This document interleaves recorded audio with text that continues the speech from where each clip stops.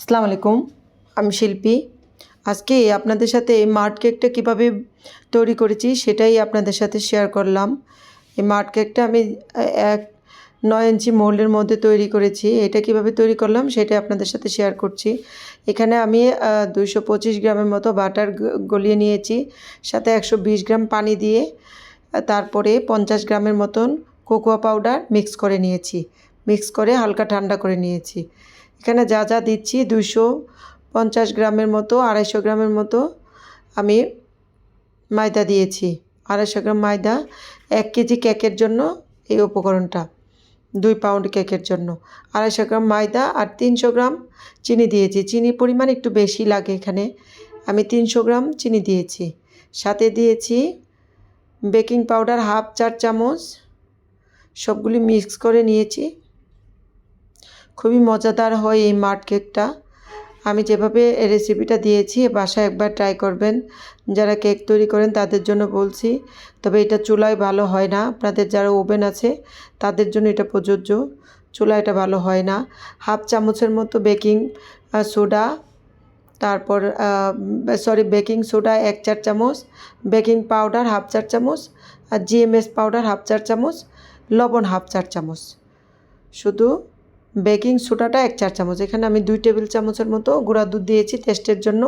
এটা অপশনাল, দিতেও পারেন, আপনি নাও দিতে পারেন। মাড কেক, ময়েস্ট কেক এগুলির মাঝে আপনার সোডাটা একটু বেশি লাগে আর বেকিং পাউডারটা একটু কম লাগে। এই জিনিসগুলি মাথায় রাখবেন। সবগুলি উপকরণ একসাথে করে আমি ডিম দিয়েছি 2টার মতো। 2টা ডিম দিয়েছি 2 পাউন্ড কেকের জন্য। 2টা ডিম একসাথে আমি ফেটে নিয়েছি, আলাদা একটা পাত্রে ওটাকে ফেটে নিয়েছি। আর সাথে দিয়েছিলাম আমি ইমালশান হাফ 4 চামচ ইমালশান দিয়েছিলাম, যেটা চকলেট পেস্ট অথবা ইমালশান, যারা কেক নিয়ে কাজ করেন তারা জানেন এটার নাম ইমালশান অথবা চকলেট পেস্টও বলতে পারেন। এটা যে কোনো বেকিংয়ের দোকানে আপনি পেয়ে যাবেন। ওটা আমি এটার সাথে অ্যাড করেছিলাম।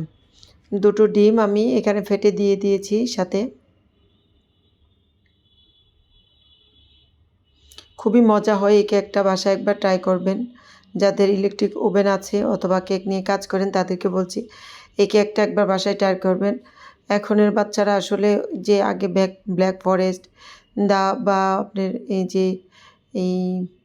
ব্ল্যাক ফরেস্ট কেক, তারপরে আপনার ভ্যানিলা কেক, এগুলি আসলে এখনের বাচ্চারা পছন্দ করে না। নতুন নতুন রেসিপি চায়, নতুন নতুন কেক চায়।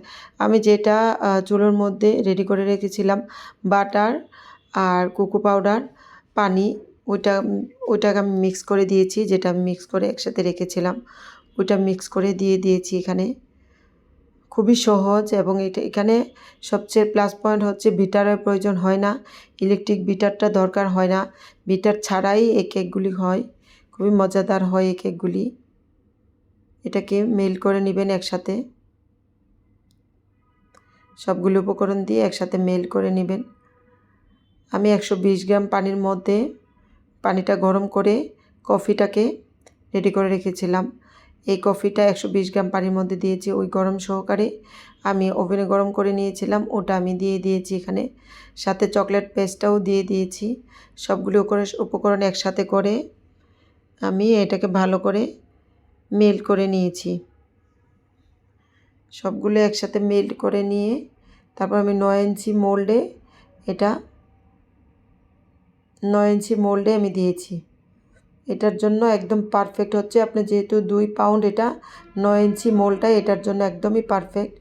আপনার 8 ইঞ্চি অথবা 9 ইঞ্চি, এর উপরেও দিবেন না এর পরেও দিবেন না, 7 ইঞ্চিও দিবেন না 10 ইঞ্চিও দিবেন না, হয় 8 ইঞ্চি নয়তো 9 ইঞ্চি, দুটার একটার মধ্যে রাখবেন। সবগুলো উপকরণ একসাথে মেল্ট করে আমি এখানে 9 ইঞ্চি মোল্ডের মধ্যে দিয়ে দিয়েছি।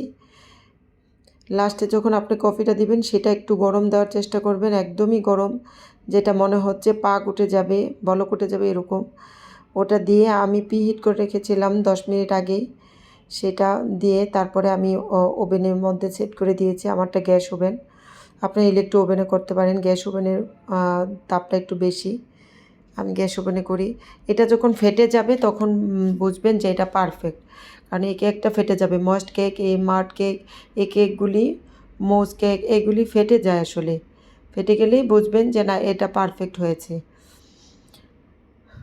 এখানে আমি চকলেট নিয়েছি 250 গ্রাম আর 220 গ্রাম নিয়েছি হুইপ ক্রিম, দুইটা একসাথে করে আমি একটা গানাশ তৈরি করে নিয়েছি। একটু একটু ভারী করে নিয়েছি, যাতে যেহেতু আমি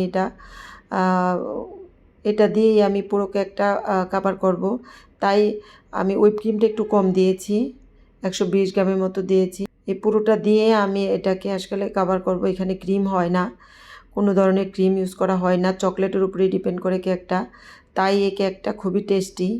আপনারা আপনাদের মতন করে চকলেট দিয়ে সুন্দর করে এটাকে কভার করে নেবেন। আর এটা কাটারও দরকার হয় না, কাটলে ভেঙে যাবে, এটা কাটলে খুব একটা ভালো হয় না। কাটা যায় কিন্তু কাটাটা কষ্ট, আসলে এটা কাটে না। এটার উপর দিয়ে এভাবেই কভার করে মার্ট কেকটা চকলেট দিয়ে এভাবে কভার করে নেবেন। কভার করে আপনারা আপনাদের মতন করে ডিজাইন করে নেবেন। আমি আমার মতন করে ডিজাইন করে নিয়েছি। প্রথমে আসলে দেখিয়েছি আমি কিভাবে ডিজাইন করেছি। ডিজাইনটা সিম্পল ছিল কিন্তু খুব দেখতে খুব সুন্দর ছিল।